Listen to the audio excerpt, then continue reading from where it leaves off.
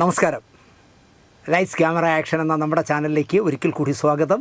ഞാൻ നിങ്ങളുടെ ശാന്തിയുള്ള ദിനേശ്. യവന്മാരെ കാരണം സോഷ്യൽ മീഡിയ തുറക്കാൻ വയ്യ. സാറിൻ്റെ ചാനലിൽ ഇതൊന്ന് ഉൾപ്പെടുത്തണം. സാറിൻ്റെ പ്രോഗ്രാം സ്ഥിരമായി കാണുന്ന ഒരാളാണ് ഞാൻ. ഷഹീൻ എന്ന് പറഞ്ഞൊരു ചെറുപ്പക്കാരൻ എനിക്ക് അയച്ചതാണ് ഈ മെസ്സേജ്. അതിൻ്റെ കൂട്ടത്തിൽ ഒരു വീഡിയോ ഇട്ടിട്ടുണ്ട്, കണ്ടു നോക്കൂ. എന്റെ പൊന്നുമായിന് ഈ ശാന്തിയുള്ള ദിനേശ് ആരാണ്? ഒരു ദിനേശിനെ കൊണ്ട് വലിയ ശല്യമായിട്ടുണ്ട്. ഈ ജോയിച്ചേട്ടൻ അയാൾ എന്നെ കുറിച്ച് പറഞ്ഞു, നിന്നെ കുറിച്ച് പറഞ്ഞു, അലിൻ ജോസിനെ കുറിച്ച്, ആറാട്ടിനെ കുറിച്ച് പറഞ്ഞു. ഈ പറയാൻ ഇവർക്ക് എന്ത് യോഗ്യത? ഒരു സിനിമ ചെയ്തിട്ടുണ്ട്. ഏത് സിനിമ? ലാൽ സാറിനെ വെച്ച് കുഴപ്പമില്ല. നല്ല സിനിമയ്ക്ക് നല്ല സിനിമയാണ്. ബംഗ്ലാവിൽ അവതാ പാവന ചേച്ചിക്കുള്ള പടമായിരുന്നു. പക്ഷെ ഈ കുറ്റം പറയുന്നത് എനിക്ക് ഇഷ്ടമല്ല. ബംഗ്ലാവിൽ നല്ല പടമാണ്. അപ്പം അത് സിനിമ വിടുക, സിനിമ നല്ലതാണ്. ഈ കുറ്റം പറയുന്ന പരിപാടി നിർത്ത്. കാരണം ജോജു ചേട്ടാ ഞങ്ങളൊക്കെ ഉണ്ട്. ചോദിച്ചേട്ടാ ഞങ്ങൾ സപ്പോർട്ട് ഉണ്ട്. ജോജു ചേട്ടന്റെ കൂടെ വരവെന്ന് പറഞ്ഞ സിനിമ ഞാൻ കണ്ടാണ്. ജോസഫ് പൊറിഞ്ഞു പറയും കിൻഡൽ സപ്പോർട്ടായിട്ട് നമ്മളുണ്ട്. കിൻഡലടി ശാന്തിവിള ചേട്ടാ, കിൻഡലടി ശാന്തിവിള ചേട്ടാ, കിൻഡലടി വേണോ? വേണോ കിൻഡലടി വേണോ? ഇതെങ്ങനെ അടിച്ചിടോ? ഒരുപാട് ഇതായിപ്പോയി. ഇനി എന്തായാലും ചോദിച്ചേട്ടാ, ഞങ്ങള് അടുത്ത സിനിമയില് ചോദിച്ചേണ്ട പടത്തിൽ ഞങ്ങൾ ഉണ്ടാവും. കാരണം വിളിച്ചോ, ഞാനും സപ്പോർട്ട്. ഓക്കെ. അപ്പം ശാന്തിവിള ചേട്ടാ ഇനി നേരിട്ട് നമ്മൾ കാണണം കേട്ടോ. മീശ വിരിക്കേണ്ട ഒരു ഇത് ഇടങ്ങേറെ ചേട്ടൻ. ഓക്കെ. എന്തായാലും ജോജുവിനൊപ്പം ഫുൾ സപ്പോർട്ടായിട്ട് ഓക്കെ. എങ്ങനെയുണ്ട്? ജോജുവിന് പിന്തുണ പ്രഖ്യാപിച്ചുകൊണ്ട് എന്തോ എവിടെ വെച്ച് കണ്ടാലും ഇങ്ങനെയൊക്കെ കാണിക്കുന്നു. എന്തൊക്കെയോ എനിക്കിതിൻ്റെ ഇപ്പോഴത്തെ പുതിയ പിള്ളേരുടെ മുദ്രകളൊന്നും അറിയില്ല. അടുത്ത ജോജു ചേട്ടാ, നിങ്ങൾ ചെയ്യുന്ന അടുത്ത സിനിമയിൽ ഞങ്ങൾക്ക് രണ്ടുപേർക്കും വേഷം തരണമെന്നൊക്കെയാണ് ഈ പയ്യന്മാർ പറഞ്ഞേക്കണേ. ഞാനിത് കണ്ടിട്ട് ഒരു പൊട്ടി ചിരിച്ചു കുറേ നേരം. അപ്പോൾ എൻ്റെ മോൻ ചോദിച്ചു എന്തായത്. ഞാൻ ഈ വീഡിയോ കാണിച്ചു കൊടുത്തു. അപ്പോൾ ഇങ്ങനെ നോക്കിയിട്ട് എന്നെയും നോക്കി, ഇത് കണ്ടുകൊണ്ടാണോ ചിരിക്കണേ എന്നുള്ള രീതിയിൽ. എനിക്കെന്തായാലും ഭയങ്കര ഇഷ്ടപ്പെട്ടു ഇപ്പോഴത്തെ പയ്യന്മാരുടെ ഓരോ കാര്യങ്ങളെ.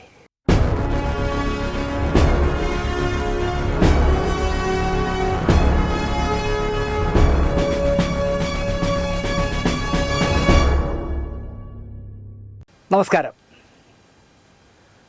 ഞാനൊരു സ്വതന്ത്ര സംവിധായകനാകാൻ പോവുകയാണ്. ദൂരദർശന് വേണ്ടി വലയം ഞാൻ സംവിധാനം ചെയ്യാൻ പോവുകയാണ്. അമ്പലക്കര യു പി സ്കൂള്, കുഞ്ഞമ്മയും കൂട്ടുകാരും 2 പരമ്പരകൾക്ക്, ദൂരദർശന് വേണ്ടി ചെയ്ത 2 പരമ്പരകൾക്ക് ഞാൻ തിരക്കഥ എഴുതി. ആ 2 സീരിയലുകളുടെയും അസോസിയേറ്റ് ഡയറക്ടറും ഞാനായിരുന്നു. രാജീവ് രംഗനായിരുന്നു അമ്പലക്കര യു പി സ്കൂളിൻ്റെ നായകനും സംവിധായകനും. അപ്പോൾ അയാൾ അഭിനയിക്കുന്ന കാരണം അതിൻ്റെ സ്റ്റാർട്ടും കെട്ടും പറയേണ്ടതെല്ലാം ഞാനായി. ശാന്തിവിളയിലൊക്കെ ആയിരുന്നു ഷൂട്ടിങ്. 13 ഭാഗ പരമ്പരയായിരുന്നു. അന്നത്തെ കാലത്ത് ഹിറ്റായ പരമ്പരയാണ് Ambalakkara U P school. Sibi മലയിലിൻ്റെ അസിസ്റ്റൻ്റായി രാജീവ് രംഗൻ വർക്ക് ചെയ്യുന്ന കാലമാണ്. അയാൾ എനിക്ക് തോന്നുന്നു ഹിസൈൻ അബ്ദുള്ള, ഭാരതം, മാലയോഗം, അങ്ങനെ ഏതൊക്കെയോ പടങ്ങൾ വർക്ക് ചെയ്തു. സിബി മലയിലിൻ്റെ മാലയോഗം തിരുവനന്തപുരത്ത് ആറ്റിങ്ങലിൽ ചിത്രീകരണം നടക്കുമ്പോൾ അതിൻ്റെ സ്റ്റിൽ ഫോട്ടോഗ്രാഫർ കെ ശ്രീകുമാർ ഒരു നാൾ എന്നെ വിളിച്ചു. എൻ്റെ കൂടെ പത്രപ്രവർത്തനത്തിന് കൂടെ നടന്ന ഫോട്ടോഗ്രാഫറായിരുന്നല്ലോ. ആറ്റിങ്ങൽ ടൂറിസ്റ്റ് ഹോം വരെ ഒന്ന് വരാമോ ദിനേശേ? അവന് വരാം, ഒരു രാത്രി തങ്ങത്തക്ക വണ്ണം വേണം വരാൻ. ഞാൻ പറഞ്ഞു പിന്നെന്ത്. ഞാൻ ചെന്നു. അക്കാലത്ത് സിബി മലയിൽ സ്റ്റാർ ഡയറക്ടറായി നിൽക്കുന്ന കാലമാണ്. ഇപ്പോഴും ഞാൻ നന്നായി ഓർക്കുന്നു. ആറ്റിങ്ങൽ ഗംഗാ ടൂറിസ്റ്റ് ഹോമിൻ്റെ 1ാം നിലയിലെ ഇടനാഴിയിൽ വെച്ച് ഞാൻ അദ്ദേഹത്തെ കണ്ടു. കിരീടത്തിൻ്റെ ക്ലൈമാക്സ് എടുക്കുന്ന ആര്യനാട് ചന്ത ലൊക്കേഷനിട്ട ആ ചന്തയിൽ, അല്ലെങ്കിൽ ആര്യനാട്ടൊക്കെ പത്രക്കാരനായി തിലകൻ ചേട്ടനോടൊപ്പം ഞാൻ ചെന്നിറങ്ങുകയും തിലകൻ ചേട്ടൻ മേക്കപ്പ് മാറ്റുമ്പോൾ, വർണ്ണം എന്ന് പറയുന്ന ചിത്രത്തിൽ നിന്ന് മേക്കപ്പ് അഴിക്കാതെയാണ് പോയത്. മേക്കപ്പ് മാറ്റുമ്പോൾ കൂടെ അടുത്ത് കസേരയിലിരുന്ന് വർത്തമാനം പറയുകയും ഒക്കെ ചെയ്യുമ്പോൾ സിബി മലയിൽ എടുക്കാൻ പോകുന്ന സീൻ വിശദീകരിക്കാൻ വന്നപ്പോൾ എന്നെ തിലകൻ ചേട്ടൻ നന്നായി പരിചയപ്പെടുത്തി. ഹരികുമാറിൻ്റെയും ജെസിയുടെയും ഒക്കെ സംവിധാന സഹായിയാണ് എന്നൊക്കെ പറഞ്ഞിട്ടും അവന്മാരെയൊക്കെ ആര് വകവയ്ക്കുന്നു? ഞാനെന്ന് പറഞ്ഞാൽ ഒരു 1.5 സംവിധായകനല്ലേ എന്ന ധാർഷ്ട്യം ആ മുഖത്ത് അന്നുണ്ടായിരുന്നു. ഇപ്പം ഇല്ല, അന്ന്. കാരണം തിരക്കഥ ഭംഗിയായി എഴുതാൻ അറിയാവുന്ന ലോഹിതദാസ് എൻ്റെ പോക്കറ്റിലുണ്ട് എന്ന അമിത വിശ്വാസത്തിൽ അദ്ദേഹം നടക്കുന്ന കാലമായിരുന്നു ഈ മാലയോഗം എടുക്കും. മാലയോഗവും പുള്ളിയാണല്ലോ സ്ക്രിപ്റ്റ്. അതുതന്നെ സിബി മലയിൽ എന്ന സംവിധായകൻ്റെ പതനത്തിലേക്കും വഴിവെട്ടി എന്ന് പറയാം. സ്വന്തം തിരക്കഥയിൽ തുടങ്ങിയ പ്രിയദർശൻ, ശ്രീനിവാസനും ടി ദാമോദരനും അടക്കം പലരെയും ഇടയ്ക്കിടെ കൂടെ കൂട്ടി. ശ്രീനിവാസനെ കിട്ടിയിട്ടു സത്യനന്ദിക്കാട്, രഘുനാഥ് പലേരിയുടെയും എസ് എൻ സ്വാമിയുടെയും ഒക്കെ തിരക്കഥകളും ഇടയ്ക്കിടയ്ക്ക് ഷൂട്ട് ചെയ്യുമായിരുന്നു. തുടക്കകാലത്ത് മികച്ച ദേശീയോദ്ഗ്രഥന സിനിമയ്ക്കുള്ള ദേശീയ അവാർഡ് പോലും ശ്രീനിവാസൻ്റെ തിരക്കഥയിലൂടെ ദൂരെ ഒരു കൂടുകൂട്ടാം എന്ന സിനിമയിലൂടെ നേടിയ സിബി മലയിൽ ലോഹിയെ കിട്ടിയതോടെ അതൊക്കെ മറന്നു. ലോഹി സംവിധായകനായി മാറിയപ്പോൾ തനിക്ക് നന്നായി ഡ്രാമാറ്റിക് മുഹൂർത്തങ്ങൾ എഴുതാനറിയാവുന്ന മറ്റൊരാളെ കണ്ടെത്താനാകാതെ പോയി സിബി മലയിലിന്. അത് പോട്ടെ, ആറ്റിങ്ങൽ ടൂറിസ്റ്റ് ഹോമിൽ ഒരു വൈകുന്നേരം ഞാനെത്തി. ശ്രീകുമാറിൻ്റെ മുറിയുടെ കീ തരാൻ റിസപ്ഷനിൽ പറഞ്ഞിരുന്നു. ഞാൻ അവിടെ കിടന്നു. രാത്രി ഷൂട്ടിംഗ് കഴിഞ്ഞ് മൊത്തം ക്രൂ എത്തി. ശ്രീകുമാർ തന്നെ രാജീവ് രംഗനെയും പിന്നീട് സല്ലാപമൊക്കെ എടുത്ത സുന്ദർദാസിനെയും ഇന്ദ്രൻസ് എന്ന കോസ്റ്റ്യൂമറിനെയൊക്കെ എന്നെ പരിചയപ്പെടുത്തി. രാജീവ് രംഗൻ്റെ അച്ഛൻ ഖാദി ബോർഡിലെ ഉദ്യോഗസ്ഥനാണ് രംഗൻ സാർ. അദ്ദേഹം ഒരു സീരിയൽ നിർമ്മിച്ച് പൈലറ്റ് എടുത്ത് ദൂരദർശനിൽ കൊടുത്തു, അമ്പലക്കര UP സ്കൂൾ. രാജീവ് രംഗൻ തന്നെ നായകനും സംവിധായകനും. അയാളുടെ അനുജൻ അമ്പിളി രംഗനാണ് തിരക്കഥാകൃത്ത്.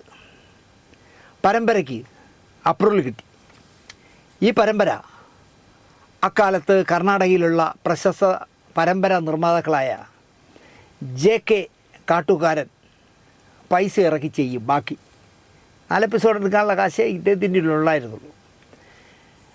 അമ്പിളി രംഗന് പൈലറ്റിന് വേണ്ടി എഴുതിയ 4 എപ്പിസോഡിനപ്പുറം ഒരു വരി എഴുതാനാവുന്നില്ല. തിരക്കഥ മുമ്പോട്ട് പോകുന്നില്ല. കഥാപാത്രങ്ങളെ, ആ പൈലറ്റിൽ സാങ്ഷനായ കഥാപാത്രങ്ങളെ നിലനിർത്തിക്കൊണ്ട് 4 എപ്പിസോഡിൻ്റെയും തിരക്കഥകൾ വേണമെങ്കിൽ പൊളിക്കാം, പുതിയ കഥാപാത്രങ്ങളെ വേണമെങ്കിൽ ചേർക്കാം. അങ്ങനെ അവരെയും ചേർത്ത്, പുതിയ കഥാപാത്രങ്ങളെയും ചേർത്ത് 13 ഭാഗങ്ങളുടെ തിരക്കഥ എഴുതണം. അസോസിയേറ്റ് ഡയറക്ടറായി വർക്ക് ചെയ്യും വേണം. സുന്ദർദാസ് അടക്കം അതിലെ അസിസ്റ്റൻ്റ് ഡയറക്ടർമാരായിട്ട് വരും. പറയുന്ന കാശും ഈ തിരക്കഥാകൃത്ത് എന്നുള്ളതിൽ അമ്പിളി രംഗൻ്റെ കൂടെ എൻ്റെ പേരും വയ്ക്കും. ഞാൻ പറഞ്ഞത് അത് വേണ്ട, അയാൾക്ക് ദൂരദർശനിൽ അയാളുടെ പേരിലല്ലേ സാങ്ഷനായത്. തിരക്കഥാ സംഭാഷണം അമ്പിളി രംഗൻ്റെ പേര് തന്നെ വെച്ചുള്ളൂ. പക്ഷേ എൻ്റെ പൈസ കുറയ്ക്കാൻ പറ്റില്ല എന്ന് പറഞ്ഞാൽ ഞാനൊരു അന്നത്തെ കാലത്ത് മോശമല്ലാത്ത ഒരു തുക ചോദിച്ചു, സമ്മതിച്ചു. ഞാൻ സമ്മതം പറഞ്ഞതും എൻ്റെ സുഹൃത്ത് ശ്രീകുമാർ ഇടയ്ക്ക് കയറി, ദിനേശേ, എൻ്റെ ഈ അളിയന് ശരീരപ്രകൃതി നോക്കി ഒരു വേഷം ഉണ്ടാക്കി കൊടുക്കണം. അങ്ങനെയാണ് ഇന്ദ്രൻസ് എന്ന കോസ്റ്റ്യൂമർ പ്യൂൺ പരിപൂർണൻ എന്ന കഥാപാത്രം ഞാൻ എഴുതിയുണ്ടാക്കിയത്. പ്യൂൺ പരിപൂർണൻ, ഇതിലപ്പുറം ഒരു പേര് കൊടുക്കാനില്ലല്ലോ. ഇന്ദ്രൻ ഗംഭീര പ്രകടനം നടത്തി, വലിയ ജനപിന്തുണ നേടി. എവിടെ പോയാലും ഇന്ദ്രനെ ആൾ വളയുമായിരുന്നു അമ്പലക്കര UP സ്കൂൾ വന്ന സമയത്ത്.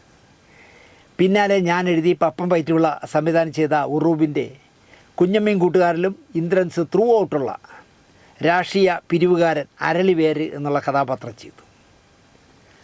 1990 കഥയാണ് ഞാനീ പറയുന്നത്. 36 വർഷം മുമ്പുള്ള കഥയാണ് ഈ പറഞ്ഞത്. എത്ര വേഗത്തിലാണ് കാലം ഓടിപ്പോകുന്നത്. ഞാൻ വലയം തുടങ്ങുമ്പോൾ ഇന്ദ്രൻസ് സിനിമയിൽ മോശമല്ലാതെ ശ്രദ്ധേയനായി തുടങ്ങി. പറയാൻ വന്നത്, വലയം തുടങ്ങുമ്പോൾ എനിക്ക് നായികയുടെ അച്ഛനാകാൻ ഒരു നടനെ വേണം. ഇയാളെ ഞാൻ ലോഹിതദാസ് ആദ്യമായി സംവിധാനം ചെയ്ത ഭൂതക്കണ്ണാടിയിൽ കണ്ടിട്ടുണ്ട്. ജയിലറായിട്ട് മമ്മൂട്ടി ചെയ്ത കഥാപാത്രം, വിദ്യാധരനെ ക്രൂരമായി ജയിലിനകത്തിട്ട് ഇടിക്കുന്ന ഒരു കഥാപാത്രം, കൊമ്പം മീശയൊക്കെയുള്ള ഒരാൾ. പക്ഷേ എനിക്ക് പേരറിഞ്ഞൂടാ ആരാണെന്ന്. ഇയാൾ വലയത്തിലെ നായികയായ ശ്രീജയുടെ അച്ഛനായി വേണം. അദ്ദേഹത്തിൻ്റെ ഔദ്യോഗിക ഭാര്യയായി ശോഭാ മോഹനും സായുമാൻ്റെ സഹോദരിയും, രഹസ്യ ഭാര്യയായി പൊന്നമ്മ ബാബു. ലോറി ഡ്രൈവറാണ്, ഇയാളുടെ ജോലി ലോറി ഓടിക്കലാണ്. ആർക്കും കക്ഷിയെ അറിയില്ല, അന്വേഷിച്ചിട്ട് ആർക്കും പിടികിട്ടുന്നില്ല. ഒടുവിൽ ഞാൻ അജീമേടയിൽ എന്ന പ്രൊഡക്ഷൻ എക്സിക്യൂട്ടീവിന് ഭൂതക്കണ്ണാടിയുടെ പോസ്റ്റർ ഒട്ടിച്ചിരിക്കുന്നിടത്ത് കൊണ്ടുപോയി ഇത് അയാളാണ് ആൾ, ഈ മീശക്കാരനാണെന്ന് കാണിച്ചു കൊടുത്തു. ആളെ തപ്പിയെടുത്തു. ചാലി പാല എന്നാണ് പേര്. എല്ലാവരെയും, അതിനിപ്പോൾ അച്ഛൻ്റെ പ്രായമുള്ളവരായാലും ശരി, LKG പഠിക്കുന്ന കുട്ടിയായാലും ശരി, ബ്രദർ എന്നേ അദ്ദേഹം വിളിക്കും. വലിയ കൊമ്പൻ മീശയുള്ള ഒരാൾ, ഒരു ടിപ്പിക്കൽ പാല അച്ചായൻ. വലയം ഞാൻ ചെയ്തിരുന്ന 300 എപ്പിസോഡ് വരെയും ഒരു തലവേദനയും കാണിക്കാത്ത മനുഷ്യനായി ചാലിപ്പാല എന്നോടൊപ്പം സഹകരിച്ചു. കക്ഷി ചില്ലറക്കാരനല്ല. സംവിധായകൻ ഭദ്രേട്ടൻ്റെ, നമ്മുടെ ആടുതോമയുടെ കഥയൊക്കെ എടുത്ത ഭദ്രേട്ടൻ്റെ അസ്മാദിയാണ്. ഞങ്ങൾ കാണുമ്പോഴൊക്കെ ഭദ്രൻ കഥകൾ പറയും ചാലിപ്പാല. ഭദ്രൻ ഒരു കഥാപാത്രത്തെ കണ്ടെത്തുന്നതിലെ രഹസ്യങ്ങൾ പറയും. ആ കെയർ ഓഫിൽ ഞാൻ അസോസിയേറ്റ് ചെയ്ത സൂര്യവനം എന്ന് പറഞ്ഞ സിനിമയിലും ബ്രദർ ചാലിപ്പാലയ്ക്ക് ഞാൻ വേഷം വാങ്ങിക്കൊടുത്തു. ഞാനൊരു സിനിമ സംവിധാനം ചെയ്യാനായി തയ്യാറെടുക്കുകയും ആ സിനിമയുടെ പശ്ചാത്തലം റബ്ബറിൻ്റെ കാശിൽ തിമിർക്കുന്ന മനുഷ്യരുടെ കഥയാകുകയും ചെയ്യപ്പോൾ ബ്രദർ ചാലിപ്പാല പറഞ്ഞു, ഈ സിനിമയ്ക്ക് പറ്റിയ ബംഗ്ലാവ്, കുറഞ്ഞ ചെലവിൽ താമസിക്കുന്ന ഹോട്ടലുകൾ, ചിത്രീകരണത്തിന് എന്ത് സഹായവും ഉറപ്പ്. പാലയ്ക്ക് പോന്നോളാൻ പറഞ്ഞു. ഞാൻ ചെന്നു, കണ്ടു, ഫിക്സ് ചെയ്തു. പാല, ഓക്കെ, പാലയിൽ തന്നെ ഷൂട്ട് ചെയ്യാം. വെള്ളമടിക്കാൻ ബാറുള്ളതിനാൽ വെള്ളം വേണ്ടവരൊക്കെ പാലയിലെ പ്രശസ്തമായ മഹാറാണിയിൽ റൂമെടുത്ത് ചേക്കേറി. ഞാനും സംഘവും ജോസഫ് പുലിക്കുരുന്നേൽ എന്ന വിപ്ലവ നായകൻ്റെ ഓശാന മൗണ്ട് എന്ന സുന്ദരമായ സ്ഥലത്ത് രാപ്പാർത്തു. ഇവിടെ വച്ച് നമുക്ക് ചാലിപ്പാലയെ വിടാം, ചാലിപ്പാലയുടെ ചാപ്റ്റർ ഇവിടെ അവസാനിപ്പിക്കാം. ബാക്കി പറയുന്നത് ശരിയല്ല. ഇവിടെ മുതൽ കഴിഞ്ഞ 21 വർഷമായി ചാലിപ്പാലയെ ഞാൻ കണ്ടിട്ടില്ല, സംസാരിച്ചിട്ടില്ല. അവിടെ തീർന്നു ഞങ്ങൾ തമ്മിലുള്ള ബന്ധം. 2005 എൻ്റെ സിനിമ. അപ്പോൾ 2005 എന്ന് പറയുമ്പോൾ 21 വർഷമായിട്ട് ഞങ്ങൾ തമ്മിൽ യാതൊരു ബന്ധവുമില്ല. ഇത്രയും പറഞ്ഞു വന്നത്, ഓശാന മൗണ്ടിൽ കുറേ ഹട്ടുകളുണ്ട്, എയർ കണ്ടീഷൻ ചെയ്തിട്ടുള്ള ഭംഗിയുള്ള ഹട്ടുകൾ. അതിലൊന്നിലാണ് ഞാൻ താമസിക്കുന്നത്. മറ്റൊന്നിൽ രഘുനാഥ് പല്ലേരി തിരക്കഥ എഴുതുന്ന ആൾ, തൊട്ടടുത്ത് ക്യാമറാമാൻ KP നമ്പ്യാതിരി, ഇനി ഒന്നിൽ ബിന്ദു പണിക്കരും അവരുടെ അന്നത്തെ ഭർത്താവും അനിലും, എതിർവശത്ത് കൽപ്പനയും ചേച്ചി കലാരഞ്ജിനിയും. ഒരു നാൾ ഷൂട്ടിങ്ങിന് പോകാൻ മഹാറാണിയിൽ നിന്നും ലാലേട്ടനെയും കയറ്റി കാറ് എന്നെ വിളിക്കാൻ ഓശാന മൗണ്ടി വന്നു. എൻ്റെ ഹട്ടിലേക്ക് കയറി വന്ന ലാലേട്ടൻ പറഞ്ഞു, ദിനേശ്, ഇന്നു മുതൽ എനിക്ക് ഇവിടെ തരണം താമസം. ഞാൻ മഹാറാണി, ഇന്ന് എന്നെ വെക്കറ്റി. ഇവിടെ റൂമില്ല, എന്നാൽ ഞാൻ ദിനേശിൻ്റെ മുറിയിൽ അതിക്രമിച്ച് കിടക്കും. ഒടുവിൽ നിവൃത്തിയില്ലാതെ റൂം ശരിയാക്കി ലാലേട്ടനും ഓശാന മൗണ്ടിലേക്ക് മാറി. ബാക്കി കുടിയന്മാർ മാത്രം മഹാറാണിയിൽ. എൻ്റെ ഹട്ടിൻ്റെ തൊട്ടടുത്ത ഹട്ടിൽ സംവിധായകൻ പ്രിയപ്പെട്ട ഭദ്രൻ മാട്ടയിൽ എന്ന ഭദ്രൻ ചേട്ടനാണ് താമസിക്കുന്നത്. പാലക്കാരനാണ് ഭദ്രേട്ടൻ. എങ്കിലും തിരക്കഥാ ചർച്ചയ്ക്കും എഴുത്തിനുമൊക്കെയായി അവിടെ ഒരു ഹട്ടിൽ ഭദ്രേട്ടൻ പാർക്കുന്നു. ഉടയോൻ എന്ന സിനിമ ചിത്രീകരിക്കുകയാണ് ആ സമയത്ത് ഭദ്രേട്ടൻ, മോഹൻലാലിൻ്റെ വെച്ച്. രാവിലെ 7 മണിക്ക് മുമ്പ് ഞാൻ റെഡിയായി ഇറങ്ങുമ്പോൾ പുറത്ത് ചാരു കസേരയിൽ ചാരിയിരുന്ന് പത്രം നോക്കുകയാവും മിക്കവാറും ദിവസങ്ങളിൽ ഭദ്രേട്ടൻ. രാത്രി മടങ്ങി വരുമ്പോൾ ഭദ്രേട്ടൻ വീട്ടിൽ പോയിട്ടുണ്ടാവും, ആ ഹട്ട് പൂട്ടിയിട്ടിരിക്കും. ഒരു ലൊക്കേഷനിൽ നിന്ന് മറ്റൊരു ലൊക്കേഷനിലേക്ക് ഷിഫ്റ്റോ വല്ലതും വരുമ്പോൾ ലൊക്കേഷനിലേക്ക് എല്ലാം ഷിഫ്റ്റ് ചെയ്ത് റെഡിയായിട്ട് വിളിക്കാം എന്ന് പ്രൊഡക്ഷൻ മാനേജറുടെ തീരുമാനത്തിൽ ഓശാന മൗണ്ടിലേക്ക് വിശ്രമത്തിനായി ഞാൻ വരുമ്പോൾ ഭദ്രേട്ടനും സഹസംവിധായകൻ ലിയോ തദേവൂസും പുറത്ത് ഇരിക്കുകയായിരിക്കും, അവരുടെ ഹട്ടിൻ്റെ പുറത്തിരിക്കുകയായിരിക്കും. ഭദ്രേട്ടൻ ചോദിക്കും, എന്താ നേരത്തെ? ഒരു ലൊക്കേഷൻ ഷിഫ്റ്റ്. ഇന്ന് എത്ര സീൻ എടുത്തു? 2. 2 സീൻ കഴിഞ്ഞോ? ബലെ ബേഷ്. അതൊന്നും പറയാൻ ഒരു മടിയില്ല ഭദ്രേട്ടന്. ഇന്ന് ആരൊക്കെ ആയിരുന്നു ലൊക്കേഷനിൽ? ഇങ്ങനെ ചില ചോദ്യങ്ങൾ ഭദ്രേട്ടൻ ചോദിക്കും. ഒന്നിനും ഒരനക്കമില്ലാതെ ചിരിച്ചുകൊണ്ടിരിക്കും ലിയോ തദോസ്. ഞാൻ റൂമിൽ കയറി കഥവടച്ചു എന്ന് ഉറപ്പായാൽ അവർ ചെയ്തുകൊണ്ടിരുന്ന പണി തുടരും. ഉടയോൻ്റെ തിരക്കഥ വായിക്കുകയാണ്. അവിടെ ഭദ്രേട്ടൻ എഴുതിയ തിരക്കഥ വായിക്കുകയാണ് ശിഷ്യനുമായിട്ട് ചേർന്ന്. വായിച്ച് നിർത്തിയിടത്ത് നിന്ന് ഭദ്രേട്ടൻ വായന തുടരും. കഥാപാത്രങ്ങൾ പറയേണ്ട ശൈലിയിൽ ഭദ്രേട്ടൻ ഉച്ചത്തിൽ സംഭാഷണം പറയും. പറയുന്ന സംഭാഷണത്തിൻ്റെ ടോൺ അനുസരിച്ച് ലിയോ പൊട്ടി പൊട്ടി ഉച്ചത്തിൽ ചിരിക്കും, കരയും, സങ്കടപ്പെടും, ദേഷ്യപ്പെടും. ഇതെല്ലാം ലിയോയുടെ മുഖത്ത് നോക്കിയാൽ മതി. ഞാൻ ജനാലിൽ കൂടെ ഇങ്ങനെ നോക്കിക്കൊണ്ടിരിക്കും. ലിയോയുടെ ആക്ഷൻ്റെ തോതനുസരിച്ചാണ് ആ സീനിന് ഭദ്രേട്ടൻ മാർക്കിടുന്നത്. ഇതൊരു നല്ല കൂടിക്കാഴ്ചയായിരുന്നു എനിക്ക്. ആദ്യമായിട്ടാണ് ഇങ്ങനെ ഒരു അനുഭവം. ഷൂട്ടിങ്ങിന് പോകാനായി കാർ വന്ന് ഞാൻ പുറത്തേക്ക് ഇറങ്ങുമ്പോൾ വീണ്ടും ഭദ്രേട്ടൻ വായന നിർത്തും. ഇന്നിനി എവിടെയാ ഷൂട്ടിങ്? ആരൊക്കെ ഉണ്ട്? രാത്രി ഷൂട്ടുണ്ടോ എന്നൊക്കെ ഭദ്രേട്ടൻ തിരക്കും. അവസാനം പറയും നന്നായിരിക്കട്ടെ എന്ന് ആശീർവദിക്കും പോലെ പറയും. ലിയോ നിശബ്ദനായി അപ്പോഴും ചിരിച്ചുകൊണ്ടിരിക്കും. ഒരു സിനിമ തുടങ്ങിക്കഴിഞ്ഞാൽ മറ്റൊരു ചിന്തയുമില്ലാത്ത ആളായി മാറും ഭദ്രേട്ടൻ. അനുഭവസ്ഥർ അങ്ങനെയാണ് പറയുന്നത്. തനിക്ക് ഓക്കെ ആവുന്നത് വരെ പെർഫെക്ഷനിൽ വിട്ടുവീഴ്ച എന്നൊന്നില്ല. സിനിമയ്ക്കായി പറഞ്ഞ ബഡ്ജറ്റ് എത്ര, ഇതുവരെ എത്ര ചിലവായി, ഇതൊന്നും ഭദ്രേട്ടൻ്റെ നിഘണ്ടുവിലുണ്ടാവില്ല. താൻ ഉദ്ദേശിച്ച ഫ്രെയിമിൽ വരുന്നതുവരെ ഭദ്രേട്ടൻ അത്തരം ഒരു ആക്ഷൻ ചോദിച്ചുകൊണ്ടേയിരിക്കും. ഭ്രാന്ത് പോലെ ആകും ആ സമയം അദ്ദേഹം. സ്ഫടികത്തിൽ ഏഴിമല പൂഞ്ചോല എന്ന പാട്ടിൽ സിൽക്ക് സ്മിത പാടി കുഴയുന്ന പാട്ടാണല്ലോ.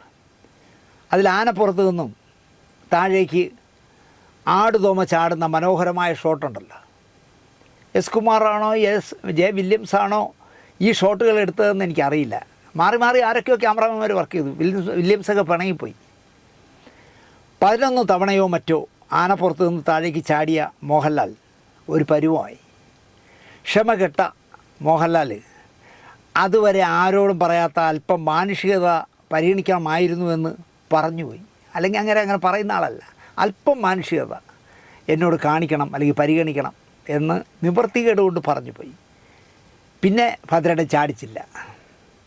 യുവതുർക്കി എന്ന സിനിമയിൽ ജീവനുള്ള വെള്ള എലിയെ സുരേഷ് ഗോപി ചെയ്ത സിദ്ധാർത്ഥ എന്ന കഥാപാത്രത്തിൻ്റെ വായയിൽ തിരികെ കയറ്റുന്ന ഒരു സീനുണ്ട്. വില്ലന്മാർ ടേക്കുകൾ പെർഫെക്ഷന് വേണ്ടി തുടർന്നപ്പോൾ ഛർദ്ദിച്ച് ഊപ്പാട് വന്നു സുരേഷ് ഗോപിക്ക്. വിജയശാന്തി ആദ്യമായി മലയാളത്തിൽ അഭിനയിച്ച സിനിമ കൂടിയാണ് യുവതുർക്കി. ലോക ഉഴപ്പനായ നടൻ രതീഷ് നിർമ്മിച്ച് ക്വാളിറ്റിയിൽ വിട്ടുവീഴ്ചയില്ലാത്ത ഭദ്രേട്ടൻ സംവിധാനം ചെയ്ത സിനിമയാണല്ലോ അയ്യർ ദ ഗ്രേറ്റ്. നല്ല മനോഹരമായ സിനിമയാണ്. ഗുഡ് നൈറ്റ് മോഹൻ ആ സിനിമ ഏറ്റെടുത്തില്ലായിരുന്നുവെങ്കിൽ അയ്യരിപ്പോഴും ഫിലിം പെട്ടിയിൽ അന്ത്യവിശ്രമം കൊണ്ടേനെ. ഗ്രാഫിക്സോ ഇപ്പോഴത്തെ ആധുനിക സങ്കേതങ്ങളോ വരാത്ത കാലത്തിന് മുന്നേ സഞ്ചരിച്ച സിനിമ ആയിരുന്നല്ലോ അയ്യർ ദ ഗ്രേറ്റ്. മലയാറ്റൂരിൻ്റെ ആയിരുന്നു സ്ക്രിപ്റ്റ്. ഈ സിനിമ കാലങ്ങളോളം കിടന്നുപോയി. മഹാഉഴപ്പനായ രതീഷ് ആണ് നിർമ്മാതാവ്. കർക്കശക്കാരനായ ഭദ്രേട്ടൻ സംവിധായകൻ, ക്ഷിപ്രകോപിയായ മമ്മൂട്ടി നായകൻ. പോരെ പൂരത്തിന് എന്ന് ചോദിക്കാം. ഒരു ഭൂലോക മടിയനായിരുന്നു രതീഷ് എന്നാണ് ഗുഡ് നൈറ്റ് മോഹൻ സാർ പറയുന്നത്. കിട്ടുന്ന ചാൻസുകൾ പോലും ഫലപ്രദമായി ഉപയോഗിക്കാൻ അറിയാത്ത ഒരു നിസ്സംഗൻ. നടൻ എന്ന പരീക്ഷ പാസ്സാകുന്നതിന് മുമ്പ് പുള്ളി നിർമ്മാതാവ് പരീക്ഷയ്ക്കും ഇരുന്നു. നിർമ്മിച്ച 2 പടവും ചക്കിക്കൊത്ത ശങ്കരനും അയ്യർ ദ ഗ്രേറ്റും പാതി വഴിയിൽ വീണു. ചക്കിക്കൊത്ത ശങ്കരൻ 12 ലക്ഷം രൂപയ്ക്കാണ് എഗ്രിമെൻ്റ് ഇത് വെച്ചത്. 12 ലക്ഷം രൂപ കൊണ്ട് തീർക്കാമെന്നാണ് ബജറ്റ് വെച്ചത്. അയ്യർ ദ ഗ്രേറ്റ് അന്നത്തെ കാലത്ത് 50 ലക്ഷം രൂപ ബജറ്റ്. ഗുഡ് നൈറ്റ് ഈ 2 ചിത്രങ്ങൾ ഏറ്റെടുത്തു. ആർ ബി ചൗധരി, ഈ അടുത്ത കാലത്ത് മരിച്ച ആർ ബി ചൗധരിയിൽ നിന്നും രതീഷ് പണം കടമെടുത്തിട്ടുണ്ട് വട്ടിപ്പലിശയ്ക്ക്. അത് പലിശയും പലിശയുടെ പലിശയുമായി 27 ലക്ഷം രൂപയായി.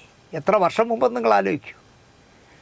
ഗുഡ് നൈറ്റ് എഗ്രിമെൻ്റ് വെച്ചാൽ ആദ്യം ചെയ്തത് ചൗധരിയുടെ ആ 27 ലക്ഷം രൂപയും കടം തീർത്തു എന്നുള്ളതാണ്. മദ്രാസിൽ സെൻറ്റ് തോമസ് ചർച്ച് എന്ന പ്രശസ്തമായ, കൂടുതലും സിനിമാക്കാർ വരുന്ന പ്രശസ്തമായ ഒരു പള്ളിയുണ്ട്. ആ പള്ളിയിൽ ശോഭനയുടെ കഥാപാത്രം പോയി അയ്യർക്കായി പ്രാർത്ഥിക്കുന്ന ഒരു സീൻ എടുക്കണം. ഒരു സീൻ എടുത്താലും 9 സീൻ എടുത്താലും 10,000 രൂപ അന്നത്തെ കാലത്ത് പള്ളി കെട്ടി വയ്ക്കണം. പിന്നെ ആ ഒരു സീൻ എടുക്കാൻ മാത്രമായി പോകുന്ന ഭീമമായ ചെലവ്. ഭദ്രൻ ജീവിച്ചിരിക്കുന്ന ഒരു കുരിശ് ജീവിതമാണ് മോനേട്ടാ. ഗുഡ് നൈറ്റ് മോഹൻ സാറിനോട് രതീഷ് പറയാണ്, ഭദ്രൻ ജീവിച്ചിരിക്കുന്ന ഒരു കുരിശ് ജീവിതമാണ് മോഹനേട്ട. ഭയങ്കര മതവിശ്വാസിയാണ്. എടുക്കുന്ന എല്ലാ സിനിമയിലും പള്ളിയും കുരിശും ഒരു സീനെങ്കിലും അങ്ങനെയൊക്കെ കയറ്റണം. ഇപ്പോൾ നമ്മൾ എടുക്കുന്നത് ഒരു അയ്യരുടെ കഥയല്ലേ. അതിൽ സെൻറ്റ് തോമസ് ചർച്ചിൽ നായിക ശോഭന പോയി പ്രാർത്ഥിക്കുന്ന ഒരു സീൻ എടുക്കണമെന്ന് ഭദ്രൻ നിർബന്ധിച്ചുകൊണ്ടേയിരിക്കുന്നു. ചത്താലും സമ്മതിക്കരുത് മോഹനേട്ട. മോഹനേട്ടൻ, ഗുഡ് നൈറ്റ് മോഹൻ സാർ ചിരിച്ചുകൊണ്ട് പറഞ്ഞു, രതീഷേ, അയ്യർ ദ ഗ്രേറ്റിൻ്റെ നിർമ്മാതാവ് നിങ്ങളല്ലേ. നിങ്ങൾ ഇത്തരം കാര്യം ഭദ്രനോട് പറഞ്ഞ് സെറ്റിൽ ചെയ്യുന്നതല്ലേ ഭംഗി. 2 ദിവസം കഴിഞ്ഞപ്പോൾ സന്തോഷവാനായി തുള്ളിക്കളിച്ച് വരുന്നു രതീഷ്. ഞാനത് കൂളായി സെറ്റ് ചെയ്തു മോഹനേട്ടാ. എങ്ങനെ? ഭദ്ര, വിളിച്ചാൽ വിളി കേൾക്കണ പള്ളിയല്ലേ ഇത്? അതെ. അവിടെ പോയി ശോഭന പ്രാർത്ഥിച്ചിട്ടും അയ്യർ രക്ഷപ്പെടുന്നില്ലല്ലോ. ഇല്ല. അത് ഈ പ്രശസ്തമായ പള്ളിക്ക് വലിയ ക്ഷീണമാവില്ലേ ഭദ്ര? ആ ആണി ഭദ്രൻ്റെ തലയിൽ നന്നായി തറഞ്ഞു.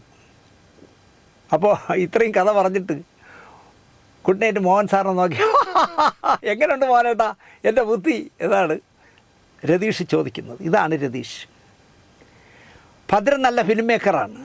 പക്ഷേ ഒരിക്കലും അയാൾക്ക് ഷൂട്ട് ചെയ്ത് മതി വരില്ല. 1 വർഷത്തിലധികം അയ്യരെ വച്ച് നീട്ടി.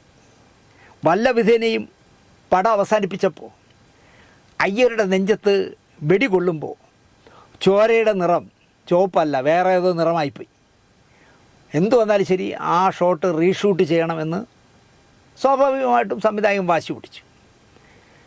ആർക്കും, ഭദ്രനടക്കം ആർക്കും മമ്മൂട്ടിയോട് ഇക്കാര്യം പറയാൻ വയ്യ. കാരണം പടം തീർത്ത് പോയതാണ്. 1.5 വർഷം ഇതിനു വേണ്ടി നടന്നതല്ലേ. ഭദ്രൻ ഞാൻ പറയില്ല, പക്ഷേ എനിക്കത് ഷൂട്ട് ചെയ്തേ പറ്റൂ. മര്യാദ കേടായതുകൊണ്ട് ഗുഡ് നൈറ്റ് മോഹനും കൈയൊഴിഞ്ഞു. പക്ഷേ പടം തീർക്കണ്ടേ. അവസാനം ഗുഡ് നൈറ്റ് മോഹൻ സാറ് തന്നെ ആ വിഷയം കൈകാര്യം ചെയ്തു. 1 വർഷമായി സഹിക്കുന്നതല്ലേ മമ്മൂട്ടി എന്ന് മോഹൻ സാറ് മമ്മൂട്ടിയോട് പറഞ്ഞു. എന്തോ മുറുമുറുത്തുകൊണ്ട് മമ്മൂട്ടി സമ്മതിച്ചു വരാമെന്ന്. മിസ്റ്റർ മോഹൻ, 2 മണിക്കൂർ കൊണ്ട് ആ ഷോട്ട് എടുത്ത് തീർത്തോളണം. രാത്രി 9 മണിക്ക് ഞാൻ അഭിനയിച്ചുകൊണ്ടിരിക്കുന്ന ഒരു സെറ്റിൽ നിന്ന് ഞാൻ വരും. 11 മണിക്ക് എന്നെ തീർത്ത് വിടണം. കൂടെ സെറ്റിൽ നിങ്ങളും ഉണ്ടായിരിക്കണം. നിങ്ങൾക്ക് അത് സമ്മതമാണെങ്കിൽ ഞാൻ വരാം എന്നായി. ഗുഡ് നൈറ്റ് മോഹൻ സെറ്റിലുണ്ടാവണം. ഞാൻ 9 മണിക്ക് ഒരു സെറ്റിൽ നിന്ന് വരും, ഒരു ഷൂട്ട് സെറ്റിൽ നിന്ന്. 11 മണിക്ക് എന്നെ വിടണം. കാരണം 11 മണി കഴിഞ്ഞ് പുള്ളിക്ക് വീണ്ടും വേറൊരു ഷൂട്ട് സെറ്റിൽ പോകണം. അന്നത്തെ കാലത്ത് 2-3 പടം ഷിഫ്റ്റ് ചെയ്യുന്ന സമയമാണ്. ഗുഡ് നൈറ്റ് മോഹൻ സാറ് തന്നെ മമ്മൂട്ടിയെ ഷൂട്ടിംഗ് സൈറ്റിലേക്ക് കൂട്ടിക്കൊണ്ടുപോയി. കൃത്യം 9 തന്നെ കൂട്ടിക്കൊണ്ടുപോയി. ചെന്നപ്പോൾ ഒന്നും പറയണ്ട, സെറ്റിൽ യൂണിറ്റ് പോലും വന്നിട്ടില്ല. സാറേ, ഞാൻ പറഞ്ഞില്ലേ നിങ്ങളോട് എന്നായി മമ്മൂട്ടി. എനിക്കൊന്നും പറയാനില്ല എന്ന് ഗുഡ് നൈറ്റ് മോഹൻ. 11 മണി കഴിഞ്ഞപ്പോൾ എരച്ചരച്ച് യൂണിറ്റ് വേണ്ടി വരണം ആദ്യം. 11 മണിക്ക് രാത്രി. ഇവിടെ 11 മണിക്ക് തീർത്ത് വേറെ ഷൂട്ടിങ്ങിന് പോകേണ്ട ആളാണ് മമ്മൂട്ടി. പക്ഷേ അദ്ദേഹം പെട്ടുപോയില്ലേ, അതുകൊണ്ടൊന്നും പറഞ്ഞില്ല, എല്ലാം സഹിച്ചു. ആ ഒറ്റ സീൻ 2 മണിവരെ ഭദ്രേട്ട ഷൂട്ട് ചെയ്തു. ആരും സഹിക്കില്ല, പക്ഷേ മമ്മൂട്ടി സഹിച്ചു എന്നാണ് ഗുഡ് നൈറ്റ് മോഹൻ പറയുന്നത്. മുൻശുണ്ടി ഉണ്ടെങ്കിലും ഹൃദയം കൊണ്ട് വളരെ നല്ലവനാണെന്നാണ് മമ്മൂട്ടിയെ ഗുഡ് നൈറ്റ് മോഹൻ സാർ വിലയിരുത്തുന്നത്. ഒരുപാട് നന്മയുള്ളവനാണ് മമ്മൂട്ടി എന്നാണ് അദ്ദേഹം പറയുന്നത്. 1980കളിൽ ഏറ്റവും കൂടുതൽ പണം ചെലവഴിച്ചെടുത്ത സിനിമയായിരുന്നു അയ്യർ ദ ഗ്രേറ്റ്. നെയ്വരുത്ത അപ്പത്തിന് രുചി കൂടെയല്ലേ ഉള്ളൂ. കാശ് ഇഷ്ടം പോലെ കിടക്കയില്ലേ ഗുഡ് നൈറ്റിൻ്റെ, വാരിക്കോരി ചിലവാക്കി. മൺമറഞ്ഞ രതീഷിനെ പറ്റിയും ഗുഡ് നൈറ്റിനെ പറ്റിയും ഭദ്രേട്ടനെ പറ്റിയും ഒക്കെ ഇപ്പോൾ ഓർമ്മിപ്പിച്ചത് നമ്മുടെ പ്രിയപ്പെട്ട ഇന്ദ്രൻസാണ്. ഇന്ദ്രൻസ് ആയിരുന്നല്ലോ ഭദ്രേട്ടൻ്റെ സ്ഫടികത്തിൻ്റെ കോസ്റ്റ്യൂമറും മാമുക്കോയ്ക്കായി വച്ചിരുന്ന വേഷം ചെയ്തത്. ഇന്ദ്രൻസ് ഭദ്രേട്ടനെ പറ്റി എഴുതിയത് വായിക്കണം, നിങ്ങൾ ഓരോരുത്തരും വായിക്കണം എന്ന് ഞാൻ പറയും. തൻ്റെ ആത്മകഥയായ ഇന്ദ്രധനുസ് എന്ന പുസ്തകത്തിൽ ഈ ചാപ്റ്ററുണ്ട്.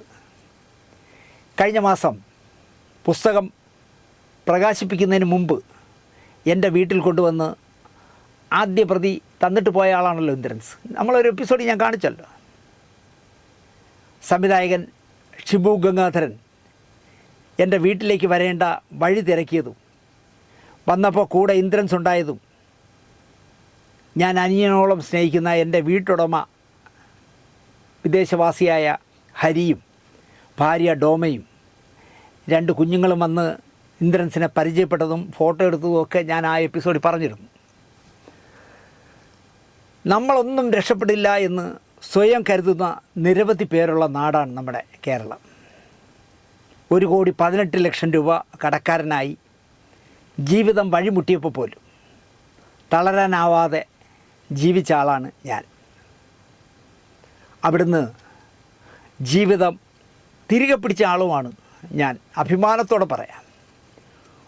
ഒരു പൂച്ച കുഞ്ഞിന് പോലും 1 രൂപ പറ്റിക്കാൻ പോകാതെ അന്തസ്സായിട്ട് ഒരു വാടക വീട്ടിൽ താമസിക്കുന്നു. അതിനപ്പുറം എനിക്കൊന്നും സംഭവിച്ചില്ല. പല നിരാശരോടും ഞാൻ പറയാറുണ്ട് എന്നെ കണ്ടു പഠിക്കാൻ. എന്നാൽ ഇന്ദ്രൻ്റെ കഥയോ, ഗതികേട് കൊണ്ട്, കുടുംബഭാരം കൊണ്ട് 4ാം ക്ലാസ്സിൽ പഠിത്തം നിലച്ചുപോയ മനുഷ്യൻ തൻ്റെ 68ാമത്തെ വയസ്സിൽ 10ാം ക്ലാസ് പരീക്ഷ എഴുതിയെടുത്ത് വിധിയെ വെല്ലുവിളിച്ചവനാണ് എൻ്റെ പ്രിയ സുഹൃത്ത് ഇന്ദ്രൻസ്. 68ാമത്തെ വയസ്സിൽ 10ാം ക്ലാസ് എഴുതി. ആലോചിച്ച് നോക്കിയേ. മോശമല്ലാതെ വെള്ളമടിക്കുന്ന തടിയെറുപ്പ് ജോലിയിൽ നിന്ന് കിട്ടുന്ന കാശിൽ കുടുംബത്തെ പോറ്റാനാവാതെ പോയ മനുഷ്യൻ്റെ മകനാണ് ഇന്ദ്രൻസ്. പറക്കമുറ്റാത്ത പ്രായത്തിൽ കുടുംബഭാരം ചുമലിലേറ്റി നടന്ന പാവത്താനാണ് ഇന്ദ്രൻസ്. ആ മനുഷ്യൻ്റെ ഇന്നത്തെ പൊസിഷൻ ഞാൻ പറയണ്ടല്ലോ, കോടീശ്വരനല്ലേ. 3 ജോലിക്കാരെയും വച്ച് 6,000 രൂപയ്ക്ക് ഒരു സിനിമയുടെ കോസ്റ്റ്യൂമറായി ജോലി നോക്കുമ്പോൾ സിനിമാക്കാരുടെ ദക്ഷിണേന്ത്യയിലെ സംഘടനയായ പെപ്സിയുടെ ആൾക്കാർ വന്ന് 5,500 രൂപ ഫൈനടിച്ചു. അത് ഈ 6,000 രൂപയിൽ നിന്ന് ഷമ്മുവണ്ണൻ ഇയാളുടെ പോലും ചോദിക്കാതെ അതിൽ നിന്ന് 5,500 രൂപ അവന്മാർക്ക് കൊടുത്തു. ബാക്കി 500 രൂപയുണ്ട്. 3 ജോലിക്കാരെയും വെച്ചിട്ടുണ്ട്. വീട്ടിൽ ചെന്ന് ശാന്തിയുടെ വള വാങ്ങി പണയം വച്ച് ജോലിക്കാരെ പറഞ്ഞു വിട്ട ഇന്ദ്രൻസ് ഇന്ന് എവിടെ നിൽക്കുന്നു എന്ന് ആലോചിച്ചാൽ മതി നിരാശപ്പെടുന്ന യുവത്വത്തിന് മാതൃകയാകാൻ. നിനക്ക് ആവശ്യത്തിലധികം തയ്യൽ പണി കടയിൽ കിട്ടുമ്പോൾ ഇങ്ങനെ ഉറക്കം വിളിച്ച് സാമ്പത്തികമായി ഒരു ഗുണവുമില്ലാത്ത സിനിമയെ കെട്ടിപ്പിടിച്ചുകൊണ്ട് അങ്ങനെ നടക്കണ്ട എന്ന് സ്വന്തം പെറ്റമ്മ ഉപദേശിച്ചിട്ടും സിനിമയെ വെറുക്കാതെ പിടിച്ചു നിന്ന ഇന്ദ്രൻസിൻ്റെ ആത്മകഥ മലയാളം വായിക്കാൻ അറിയാവുന്നവർ പല ആവർത്തി വായിക്കണം എന്ന് ഞാൻ പറയും. കേരളത്തിലെ സ്കൂൾ ലൈബ്രറികളിലൊക്കെ 600 രൂപ 610 രൂപ വിലയുള്ള 448 പേജുകളുള്ള ഈ പുസ്തകം നിർബന്ധമായി വാങ്ങിക്കുകയും പിള്ളേരെ കൊണ്ട് വായിപ്പിക്കുകയും ചെയ്യണം എന്നാണ് എനിക്ക് വിദ്യാഭ്യാസ വകുപ്പ് മന്ത്രിയോട് പറയാനുള്ളത്. ഇന്ദ്രൻ്റെ പിള്ളേരുണ്ടല്ലോ, 2 മക്കളുണ്ടല്ലോ, മഹിതയും മഹേന്ദ്രനും. അവർക്ക് പോലും അറിയാനിടയില്ല എൻ്റെ അച്ഛനും അമ്മയും ജീവിതത്തെ എങ്ങനെയാണ് നേരിട്ടതെന്ന്. ജീവിത പ്രാരാബ്ദങ്ങളിൽ തളരാതെ എങ്ങനെ മുന്നോട്ട് പോകണം എന്ന് അറിയാതെ ഉഴലുന്നവർ ഇന്ദ്രധനുസ് വായിച്ചാൽ ജീവിത പോരാട്ടത്തിൽ വിജയം വരിക്കുമെന്നുള്ള കാര്യത്തിൽ എനിക്ക് ഉറപ്പാണ്. അതുപോലെ തന്നെ ഞങ്ങൾ തിരുവനന്തപുരത്തുകാർ പറയുന്ന, തിരുവനന്തപുരത്തുകാരുടെ മാത്രമായ ചില വാക്കുകളുണ്ട്. പഴിഞ്ഞി, എത്ര പേർക്കറിയാം പഴിഞ്ഞി? പഴങ്കഞ്ഞി പറയുന്നതാണ് ഞങ്ങൾ പഴിഞ്ഞിന്ന്. പലാരം, പലാരം എന്ന് പറഞ്ഞാൽ പലഹാരം എന്നുള്ളതിൻ്റെ ഞങ്ങൾ തിരുവനന്തപുരത്തുകാർ പറയുന്നതാണ് പലാരം. പടവട എന്ന് പറഞ്ഞാൽ ഈ എന്താ പറയുക, കസവ് നേരിയതും കൊണ്ട് കൊടുത്ത് പെണ്ണിനെ ജീവിതത്തിലേക്ക് ക്ഷണിക്കുന്നതിനാണല്ലോ പെടവട എന്നാണ് ഞങ്ങൾ പറയാറ്. പേശ എന്ന് പറഞ്ഞാൽ എത്ര പേർക്ക് അറിയാമെന്ന് എനിക്കറിയില്ല. നമ്മളൊക്കെ വീട്ടിലൊക്കെ നിൽക്കുമ്പോൾ ഉടുക്കുന്ന ലുങ്കിയെ പറയുന്ന പേരാണ് തിരുവനന്തപുരത്ത് പേശ. അതുപോലെ തന്നെ ശ്വാസം മുട്ടൽ വരുമ്പോൾ ഞങ്ങൾ തിരുവനന്തപുരത്തുകാർ പറയുന്നത് ഇളുപ്പ് എന്നാണ് പറയാറ്. അതുപോലെ പറയുകയാണെങ്കിൽ ഒരുപാട് പറയണം. നമ്മാട്ടി എന്ന് പറഞ്ഞാൽ എത്ര പേർക്കറിയാം? മൺവെട്ടിയെ പറയുന്നതാണ് ഞങ്ങൾ നമ്മാട്ടി. അതല്ലേ ഈ ചിലന്തി വല കെട്ടി അടുപ്പിൻ്റെയൊക്കെ മേളിൽ വല കെട്ടി വയ്ക്കുമല്ലോ, അതിൽ ഈ തീയുടെ പുക ചെന്ന് ഇങ്ങനെ കരി അടിച്ച് കൂടിയിരിക്കുന്നതിന് ഞങ്ങൾ തിരുവനന്തപുരത്ത് പറയുന്നത് പോയാറ എന്നാണ്. അതുപോലെ തന്നെ ഇപ്പോഴില്ല അങ്ങനത്തെ വീടുകളൊന്നും, ഈ മണ്ണ് കൊണ്ടൊക്കെ പയച്ച് വയ്ക്കുന്ന, മണ്ണ് കൊണ്ട് ഇങ്ങനെ ഉണ്ടാക്കി വയ്ക്കുന്നതിനെ പയച്ച് വയ്ക്കണം എന്നാണ് പറഞ്ഞത്. അതിനെ അടന്ന് വീഴും ചില സ്ഥലങ്ങൾ, അവിടെ തിരിച്ച് മണ്ണ് കൊണ്ട് ചേർത്ത് റെഡിയാക്കുന്നതിനെ ഉറുത്തുക എന്നാണ് പറയാറ്. അതുപോലെ തന്നെ നമ്മൾ ഓല പോലുള്ള സാധനങ്ങൾ വെള്ളത്തിലിട്ട് എടുക്കുന്നതിനെ തിരുവനന്തപുരത്ത് പറയുന്നത് കോത്തെടുത്ത് എന്നാണ് പറയാറ്. ഇങ്ങനെ ഞങ്ങൾ തിരുവനന്തപുരത്തുകാർ പറയുന്ന ഒരുപാട്, അതുപോലെ തന്നെ പങ്കം, ഇങ്ങനെ പറയാൻ തുടങ്ങിയാൽ ഒരുപാട് പറഞ്ഞു. ഇനിപ്പ്, മധുരത്തിനെ പറയാനാണ് ഇനിപ്പ് തുടങ്ങിയ കൊളോക്കിയൽ വാക്കുകൾ പഠിക്കണമെങ്കിൽ, ഒരുപാട് വാക്കുകൾ പഠിക്കണമെങ്കിൽ ഇന്ദ്രൻസിൻ്റെ ഈ പറഞ്ഞ 610 രൂപ വിലയുള്ള 448 പേജുള്ള ഇന്ദ്രധനുസ് വായിച്ചാൽ മതി. ഒരു ടിപ്പിക്കൽ തിരുവനന്തപുരത്തുകാരൻ്റെ ഒരുപാട് വാക്കുകൾ നിങ്ങൾക്ക് പഠിക്കാനാവും. അത് വായിച്ചു എന്ന് വെച്ചിട്ട് ഗുണമല്ലാതെ ഒരിക്കലും നിങ്ങൾക്ക് ദോഷം വരില്ല. ഈ പുസ്തകം മനസ്സിരുത്തി വായിക്കണം. കുട്ടികൾ വായിച്ചാൽ തീർച്ചയായിട്ടും അയ്യോ ഇന്ദ്രൻസ് അങ്കിൾ ഇങ്ങനെയാണോ വളർന്നു വന്നതെന്ന് നിങ്ങൾക്ക് തോന്നാം. വിവരം കെട്ട അധ്യാപകർക്കും സിദ്ധ ഔഷധമായി ഇന്ദ്രൻസിൻ്റെ ഇന്ദ്രധനുസിനെ കാണാം എന്ന് ഞാൻ പറയും. ഇന്ദ്രന് സ്ഫടികത്തിലെ കോസ്റ്റ്യൂമർ പണിയും മാമുക്കോയ്ക്ക് വച്ചിരുന്ന വേഷവും ലഭിച്ച കഥയും രസകരമായി ഈ പുസ്തകത്തിൽ ഇന്ദ്രൻ പറയുന്നുണ്ട്.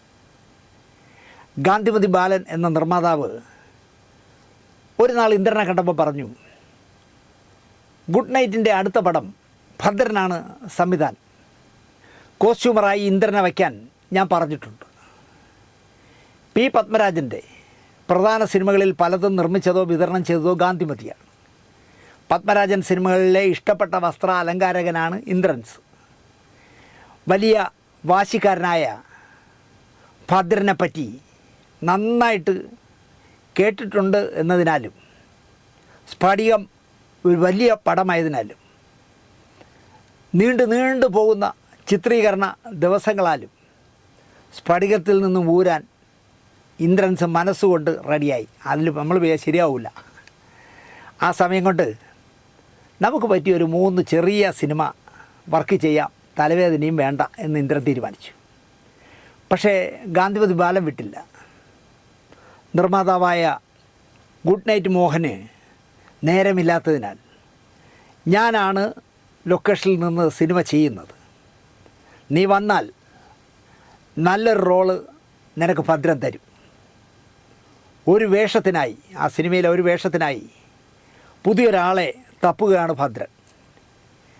അഥവാ പുതുമുഖങ്ങളെ തപ്പിയിട്ട് കിട്ടിയില്ല എങ്കിൽ, സൂട്ടബിളായ ഒരാളെ കിട്ടിയില്ലെങ്കിൽ ആ വേഷം മാമുക്കോയ്ക്ക് കൊടുക്കും. ആ സെൻറ്റൻസിൽ ഇന്ദ്രൻ വീണു. മാമുക്കോയെ ചെയ്യേണ്ട വേഷം, മോഹൻലാൽ നിറഞ്ഞാടാൻ പോകുന്ന സിനിമ. ആലോചിച്ച് പറ എന്നായി ഗാന്ധിമതി ബാലൻ. പത്മരാജനെ പോലെ തന്നെ തൻ്റെ സിനിമയിലെ ഓരോ ഫ്രെയിമിലും എന്ത് എങ്ങനെ വരണം എന്നുറപ്പിക്കുന്ന സംവിധായകനാണ് ഭദ്രൻ. ചെറിയൊരു വേഷം വരുന്നതിൽ പോലും അവരെന്ത് വേഷമിടണം എന്ന വ്യക്തമായ ധാരണയുള്ള സംവിധായകൻ, ചുരുക്ക സംവിധായകരിൽ ഒരാളാണ് ഭദ്രൻ. തൻ്റെ മനസ്സിലുള്ളത് ചിത്രീകരിക്കാനായി ക്ഷമയോടെ കാത്തിരിക്കുന്ന മനുഷ്യനാണ് ഭദ്രേട്ടൻ. നീ അത് കൊണ്ടുവാ, ഞാനതുവരെ വെയിറ്റ് ചെയ്യാം എന്ന് പറയുന്ന നല്ല ക്ഷമാശീലമുള്ള മനുഷ്യനല്ല. നീ അത് റെഡിയാക്കിയില്ലടേ, എന്നാൽ ഏതെങ്കിലും കൊടു എന്ന് സമ്മതിക്കില്ല. നീ അത് കൊണ്ടുവാ, ഞാനിവിടെ വെയിറ്റ് ചെയ്യാം. എത്ര മണിക്കൂറാണെങ്കിലും പുള്ളി അതിനുവേണ്ടി വെയിറ്റ് ചെയ്യും. തിലകനിടാനായി ചാക്കോ മാഷിനെ ഞാൻ പറഞ്ഞു തരണ്ടല്ലോ. വിവിധ ഇനം കമ്പനികളുടെ വിവിധ ഇനം മെറ്റീരിയൽ ഉള്ള 65 വെള്ള ഷർട്ടുകൾ ഇന്ദ്രൻസിന് തയ്ക്കേണ്ടി വന്നു സ്പടികത്തിന് വേണ്ടി. ഇത് ഈ ഷർട്ട് മതിയോ? അതുപോരാ, ഈ ഷർട്ട് അത് കട്ടി കുറവും, ഈ ഷർട്ട്, ഇങ്ങനെ 65 കമ്പനികളുടെ പല തരത്തിൽപ്പെട്ട വെള്ള ഉടുപ്പുകൾ തയ്ക്കേണ്ടി വന്നു. തോമാച്ചൻ ചാക്കോ മാഷിൻ്റെ ഷർട്ടിൻ്റെ കൈകൾ മുറിച്ചു മാറ്റിയ സീൻ അതിൽ പ്രശസ്തമായ സീനാണല്ലോ. അപ്പോൾ മുറിച്ചു മാറ്റുന്ന സീൻ എടുത്ത ശേഷമാണ് മുറിക്കുന്ന സീന് ചിത്രീകരിച്ചത്. ഇതൊക്കെയാണ് ഭദ്രേട്ടൻ ചെയ്യുന്ന വേല. ആദ്യം കൈ മുറിച്ച ശേഷമുള്ള എടുത്തു. അപ്പോൾ കൈ മുറിച്ച് കളയുന്നല്ലോ, കളഞ്ഞു. അടുത്തിനി ഒറിജിനൽ കൈ വയ്ക്കണ്ടേ, അപ്പോൾ പുതിയ വീണ്ടും ഉടുപ്പ് വയ്ക്കണം. അങ്ങനെ മുറിച്ചു മാറ്റുന്ന സീനുകൾ, മുറിക്കുന്നതിന് മുമ്പുള്ള സീനുകൾ പിന്നെ എടുക്കുകയാണെങ്കിൽ എന്താവും ഗതി നിങ്ങൾ ആലോചിച്ചു. മോഹൻലാലുമായുള്ള സീനിൻ്റെ സമയത്ത് 32 ഷർട്ടിൻ്റെ കൈ വെട്ടിമാറ്റി എന്നാണ് ഇന്ദ്രൻ തന്നെ ഈ പുസ്തകത്തിൽ പറയുന്നത്. ഒരു നാൾ ശ്രീരാമൻ അവതരിപ്പിക്കുന്ന തങ്ങളുടെ റേഷൻ കടയാണ് ഷൂട്ട് ചെയ്യാൻ പോകുന്നത്. ആ ദിവസം ഭദ്രേട്ടൻ പറഞ്ഞു, സുരേന്ദ്രന് സീനുണ്ട്. സുരേന്ദ്രൻ എന്ന് പറഞ്ഞാൽ ഇന്ദ്രൻ. ഗാന്ധിക്കുട്ടൻ്റെ നിന്ന് സീൻ വാങ്ങിച്ച് പഠിച്ചു വയ്ക്കും. ഗാന്ധിക്കുട്ടനാണ് അസോസിയേറ്റ് ഡയറക്ടർ. വാടക ഗുണ്ട എന്ന് പറഞ്ഞ ഒരൊറ്റ സിനിമ എടുത്ത് പാവം സംവിധാന മോഹം അവസാനിപ്പിക്കേണ്ടി വന്ന ഹതഭാഗ്യനാണ് ഗാന്ധിക്കുട്ടൻ. എന്നിട്ട് ഭദ്രേട്ടൻ ഉച്ചത്തിൽ വിളിച്ചു, എടാ ഗാന്ധി, സുരേന്ദ്രന് ഡയലോഗ് കൊടുക്ക്, അയാൾ പഠിക്കട്ടെ. നായകൻ്റെ ശത്രുവിൻ്റെ റേഷൻ കടയിലാണ് ജോലി ഈ കോയയ്ക്ക്. കോയ എന്നാണ് ഇന്ദ്രൻസിൻ്റെ കഥാപാത്രത്തിൻ്റെ പേര്. വീര ആരാധനയോടെ കാണുന്നത് പക്ഷേ നായകനെയാണ്, അല്ലാതെ ഈ കട മുതലാളിയല്ല. അതാണ് കഥാപാത്രം. ഭദ്രൻ്റെ കാലിൽ തൊട്ട് അനുഗ്രഹം വാങ്ങിച്ച് ക്യാമറയുടെ മുന്നിൽ ഇന്ദ്രൻസ് നിന്നു. മുതലാളി, തോമാച്ചൻ്റെ അടിയൊന്ന് കാണണം. ഇത് കേട്ട്, ഇതാണ് ആദ്യത്തെ ഡയലോഗ്. ഇത് കേട്ട് ഇഷ്ടപ്പെടാതെ ടബോ എന്ന് ഒറ്റ അടി ശ്രീരാമൻ അടിച്ചു കൊടുക്കും. അന്നത്തെ കാലത്ത് ശ്രീരാമൻ അടിച്ചാലുള്ള അവസാനിച്ചൊക്കെ ഇന്ദ്രൻസിൻ്റെ കോയ തെറിച്ച് ചെന്ന് റേഷൻ തൂക്കുന്ന ത്രാശിൽ തൂങ്ങിയിരിക്കണം. എന്നിട്ട് ആ ത്രാശിൽ അതിപ്പോഴും എൻ്റെ മനസ്സിലുണ്ട്. ഷോട്ട് ഭംഗിയായി കഴിഞ്ഞു. സംവിധായകൻ ഗുഡ് എന്ന് അഭിനന്ദിച്ചു. സെറ്റാകെ പിന്തുണച്ചുകൊണ്ട് പൊട്ടിച്ചിരിക്കുകയും കൈയടിക്കുകയും ചെയ്തു. ഭദ്രേട്ടന് അംഗീകരിക്കാനൊന്നും ഒരു മടിയില്ലാത്ത ആളാണ്. അദ്ദേഹം അപ്പം തന്നെ പറഞ്ഞു ഗുഡ്. അന്ന് പാക്കപ്പ് പറഞ്ഞപ്പോൾ സുരേന്ദ്ര, ഇവിടെ എല്ലാം കഴിഞ്ഞിട്ട് എൻ്റെ റൂമിലേക്കൊന്ന് വരാൻ പറഞ്ഞിട്ട് ഭദ്രേട്ടൻ പോയി. അത് പറയാൻ അദ്ദേഹം മറന്നില്ല. അടുത്ത ദിവസത്തെ എന്തെങ്കിലും ഒരു കൊനഷ്ട ഡ്രസ്സിനെ പറ്റി പറയാനാവും സംവിധായകൻ വിളിക്കുന്നതെന്ന് ഇന്ദ്രൻ ധരിച്ചു. ഇന്ദ്രൻ ചെന്നു, അടുത്തേക്ക് വിളിച്ച് 100 രൂപ എടുത്ത് നീട്ടി. സുരേന്ദ്രൻ, നന്നായിട്ട് അഭിനയിച്ചു കേട്ടോ, എൻ്റെ ഒരു സ്നേഹ സമ്മാനമാണിത് എന്ന് പറഞ്ഞാൽ 100 രൂപ കൈ വെച്ചു കൊടുത്തു.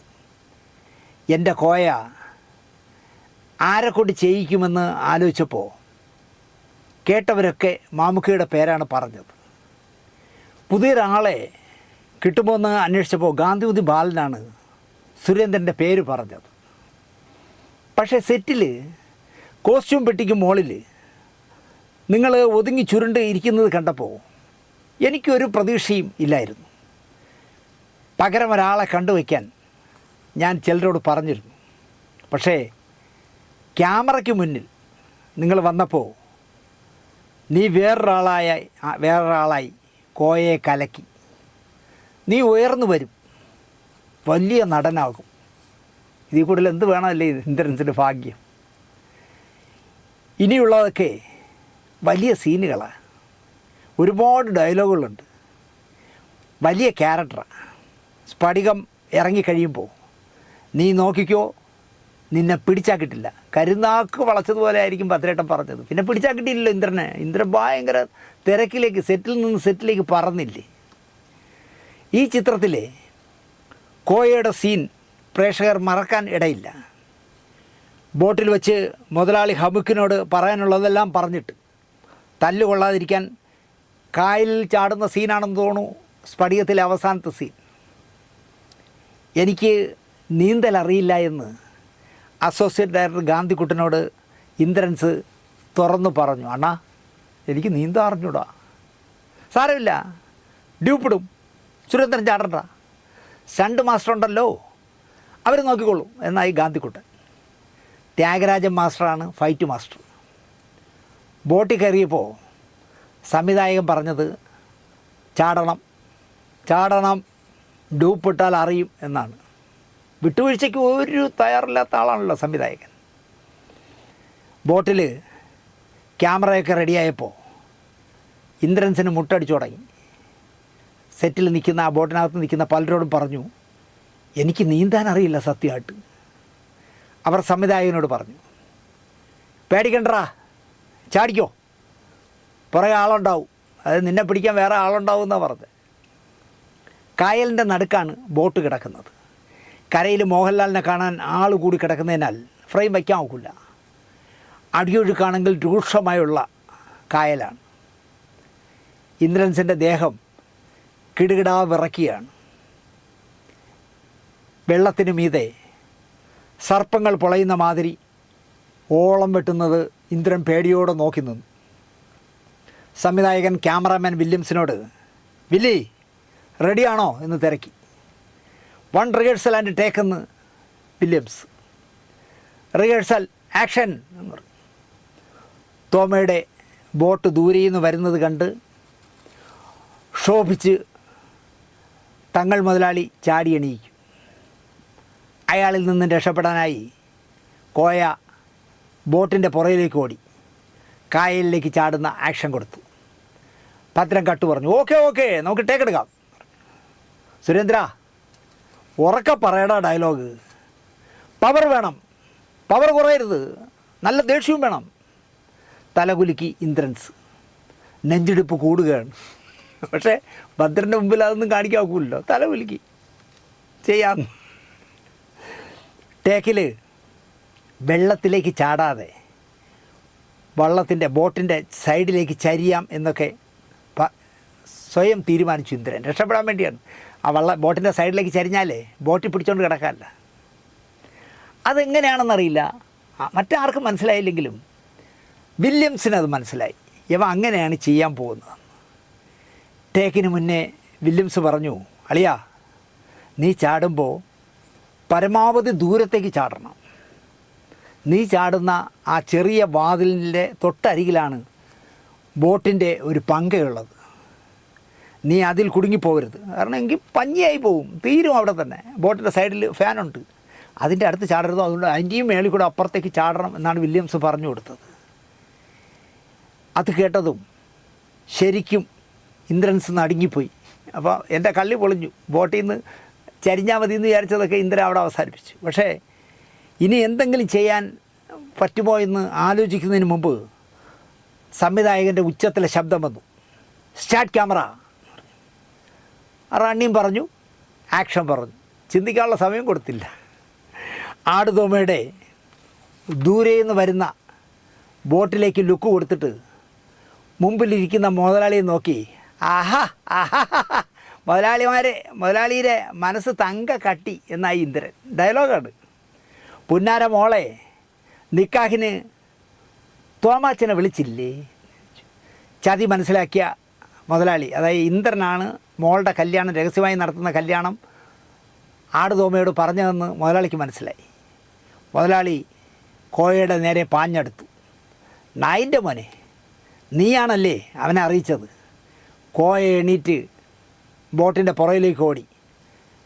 അതെ, നമ്മൾ തന്നെ പറഞ്ഞത്, ഇനിയും പറയും. എൻ്റെ ഉമ്മാൻ്റെ നെഞ്ച് ഓപ്പറേഷന് ഇത്തിരി പൈസ ചോദിച്ചിട്ട് താൻ തന്നോ? ഡാ മുതലാളി എന്ന് അലറി.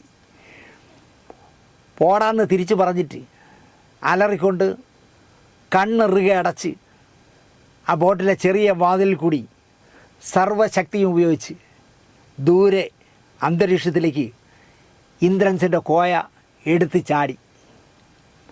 കണ്ണ് തുറക്കുമ്പോൾ ഇന്ദ്രൻ കരയിൽ കിടക്കുകയാണ്. ബോധമൊക്കെ പോയി.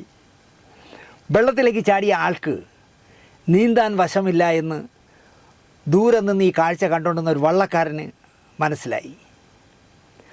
ദൂരെ ഇരുന്നപ്പോൾ തോന്നിയതിനാൽ അയാൾ ചാടി വീണ് വെള്ളത്തിലേക്ക് താണ ഇന്ദ്രൻസിൻ്റെ മുതുകിൽ തൂക്കിയെടുത്തു.